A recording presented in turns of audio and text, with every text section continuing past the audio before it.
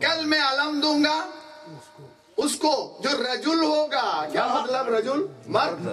یعنی ابھی تک جو جا رہے تھے وہ ان میں مردانی نہیں تھی.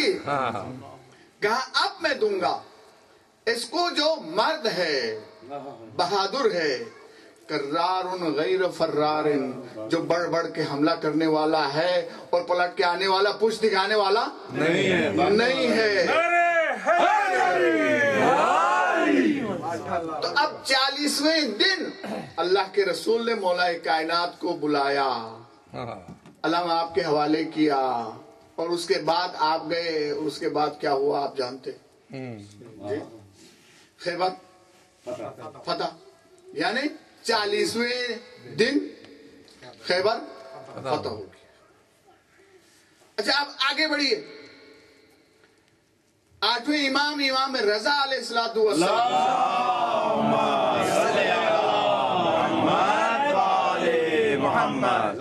کسی نے کہا کہ فرزند رسول بتائیے کہ انسان کی عمر کے بارے میں، زندگی کے بارے میں کچھ ارشاد فرمائیے.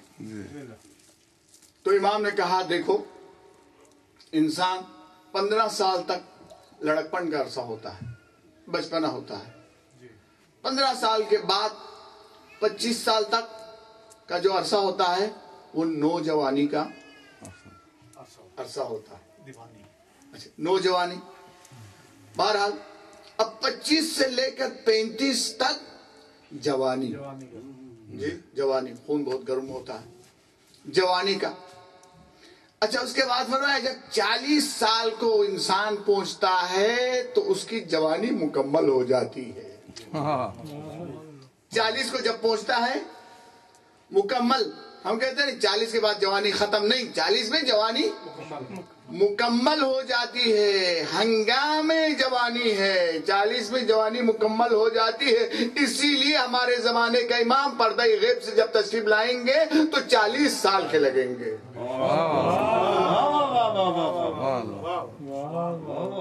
امام جب تشریف لائیں گے ایسا لگے گا جیسے 40 سال کے، ہنگام جوانی. اچھا اب 40 سال میں جوانی مکمل ہو جاتی ہے. چھٹے امام جعفر صادق علیہ السلام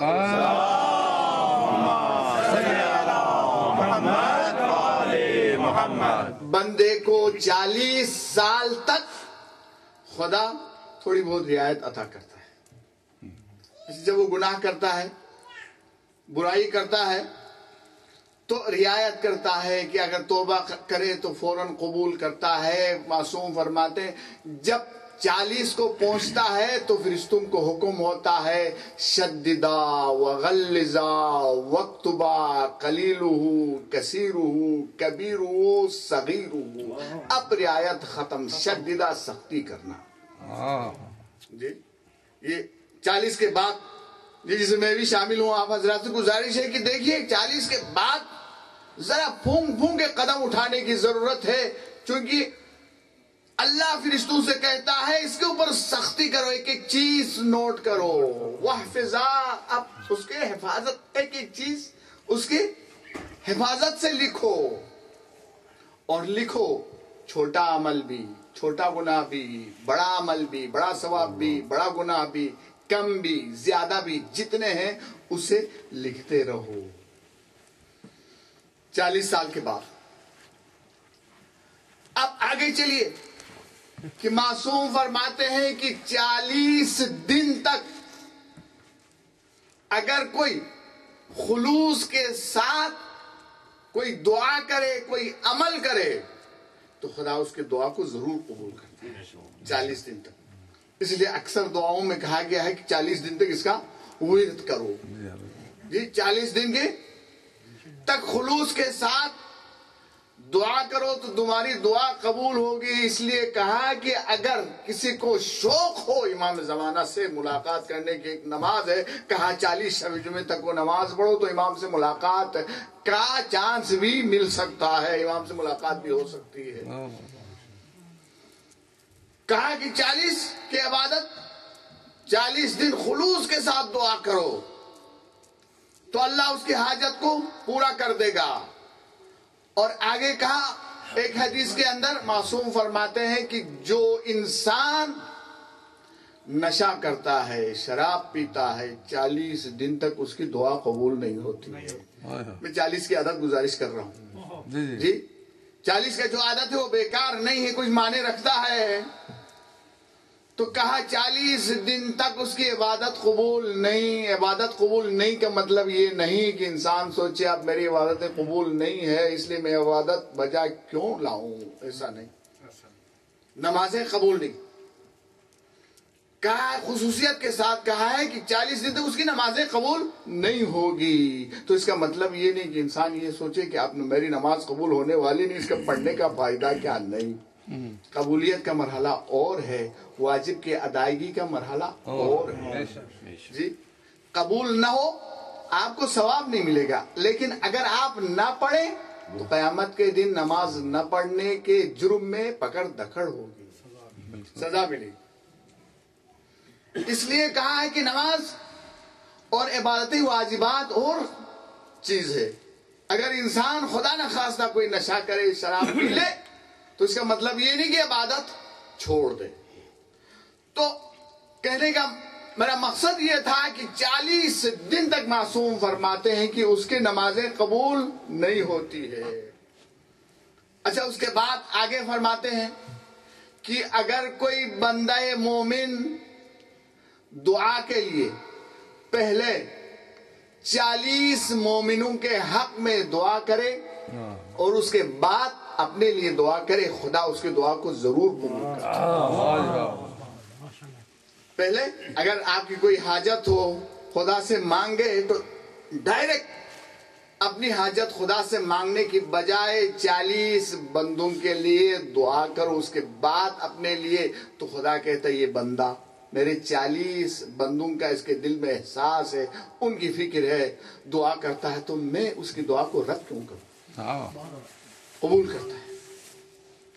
اچھا، آگے کہا کہ جب کوئی بندہ کسی کے جنازے کی نماز پڑھنے کے لیے جاتا ہے، نماز جنازہ، جو تشیع جنازہ جنازے کے ساتھ ساتھ جائے، کہا اتنا ثواب ہے، ہر قدم کے بدلے میں 25 بڑے بڑے گناہ خدا معاف کرتا، کتنا رحیم ہے جی۔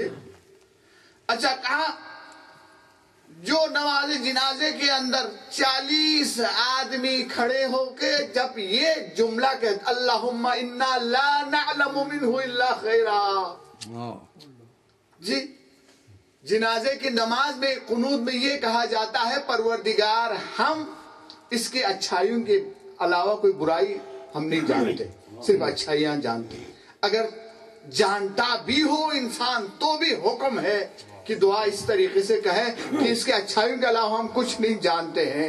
تو معصوم فرماتے ہیں کہ جب 40 آدمی جی دعا کرتے ہیں پروردگار ہم ان کے اس کے اچھائیوں کے علاوہ کوئی برائی نہیں جانتے ہیں، تو خدا بھی کہتے ہیں تم 40 مومنوں نے 40 انسانوں نے گواہی دی ہے، لہٰذا میں اس کے ان برائیوں کو معاف کر دیتا ہوں جو میں جانتا ہوں۔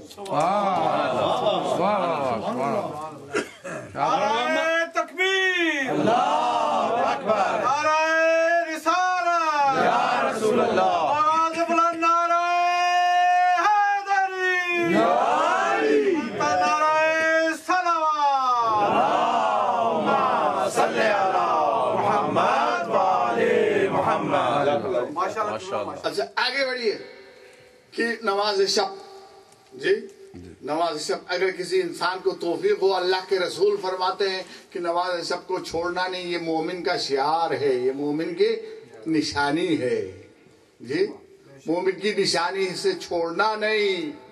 بہت سارے فائدے ہیں کہ چھٹے امام کے پاس ایک شخص آیا، کہا فرزند رسول پریشانی ہے، بیماری ہے، کہا نماز شب پڑھو۔ اچھا، دوسرا آیا، کہا فرزند رسول قرضہ ہے، کہا نماز شب پڑھو۔ تیسرا آیا، فرزند رسول پریشانی ہے، کیا کروں، بیماری ہے، کہا نماز شب پڑھو۔ اچھا، آتے جاتے ہیں لوگ سوال کرتے ہیں، اپنی پریشانیاں مشکل کشا کے فرزند کے سامنے اظہار کر رہے ہیں، اور مولا ہر ایک کے جواب میں نماز شب پڑھو۔